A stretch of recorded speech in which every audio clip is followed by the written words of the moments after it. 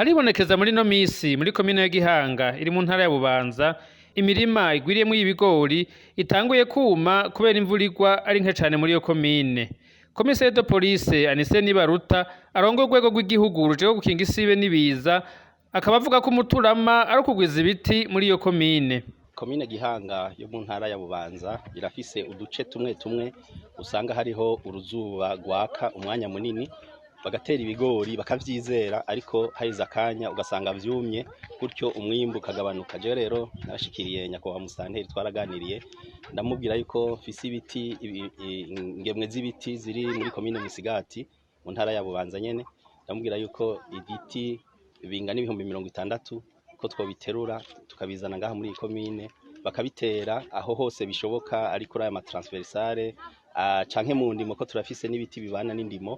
Ico kintu rero turiko turagifashanya na nyakubahwa musanteri wa komine Gihanga asanzwe afise n'ibindi biti yaronse muri wa mugambi wa yewe Burundi urambaye. Tukaba twibaza rero yuko uyu muyaga uhuha gose n'inguvu ucutuma n'ibicu bigenda vyimuka waje usanga n'imvura irataze ngaha muri komine mu bice bimwe bimwe. Twizere yuko rero ivyo biti nivyakura bizofasha kugira ngo bizane akayaga keza kandi bizane n'imvura. Ico rero kizoba ari kimwe mu kizofasha kugira ngo uku kuntu hatara naho nyene haronka imvura nk'ahandi. Musitanteri Leopold Ndayisaba arongoye komine ya Gihanga avuga ko ikibazo c'ikena ry'imvura cama cibonekeje cane muri iyo komine arongoye, ariko akaba yizera ko umugambi we Burundi urambaye uzofasha mu gutora inyishirama kuri ico kibazo. Ivyo tumaze kubona mu myaka itandukanye mu 2016 twararobose izi ngorane z'izuba hamwe n'uyu mwaka naho nyene murano uko imirima isa niyumye kubera ko imvura iragwa ariko usanga yaguye mu bice bimwe bimwe ntigwa hose.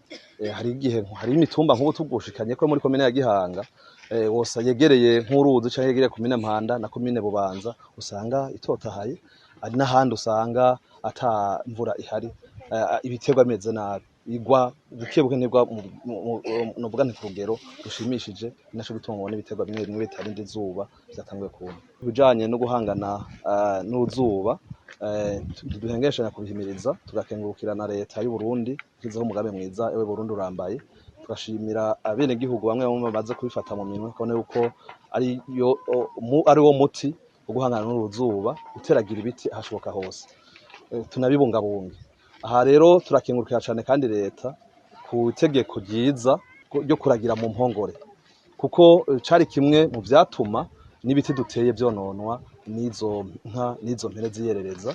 Ico nkavuga nti ni ikintu ciza cane ko musanze muzi ko muri komine yacu ya Gihanga niyo komine novuga nti mu Burundi yari ifise inka nyinshi imbere novuga nti n'impene nyinshi zari ziyerereza, ariko ubu kuva iryo tegeko rigiye mu ngiro ibitungwa biri mu mpongore bizotuma rero n'ibiti turiko turatera bitazosubira kuhura n'ivyonyi maze bizokura neza. Rero ibintu nyamukuru twobwira bene gihugu n'ivyo. Ikindi naco duhimiriza bene gihugu no guhangana mbere n'uruzuba nuko abegereye inzuzi no kubandanya barima tugakoresha amazi tuvomera muci. Ubu tukabene gihugu baramaze kwitahura aho bakoresha n'utumashini kugira ngo bashobore kuza barakoresha ayo mazi ahaca uruzi Mpanda n'uruzi Kajeke mbere na Rusizi. Hanyuma ikindi naco hari n'abandi bamaze gutera intambwe bagerageza kwirondera amazi yo mu kuzimu na nyene barayakoresha mu kuvomera imirima eka mbere no gushobora kubika amazi kugira ngo bifashe haba muhira twadurima twumuhira. Ivyo navyo nyene birafasha kugira ngo dushobore kuzaturagwanya n'inzara turiko turahangana n'ivyo biza. Ariko rero nubwo biruko musitanteri wa komine Gihanga akaba afise amakenga kuri iryo kena ry'imvura kuko avuga ko imirima myinshi ata mwimbu uzoboneka, abasa amadeni nabo bizobagora kuyariha.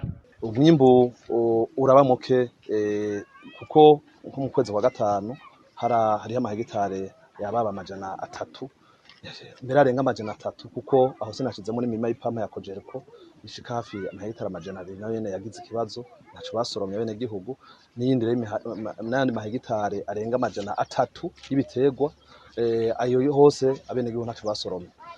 Ubu naho kumbure kwera izuba navuga ko umenga ni ici ryaje naho nyene murabona ko imirima yononekaye ntaco bene gihugu biyumvira kuzohava basoroma. Mwumva yuko hariho uguhomba usanga n'abene gihugu mu kurima barakoresha baraka ingurane ahantu hariya bizohava bigorana ushobora kwishura izo ngorane baba barafashe. Bisigura yuko abene gihugu by'ukuri hariho uruhombo.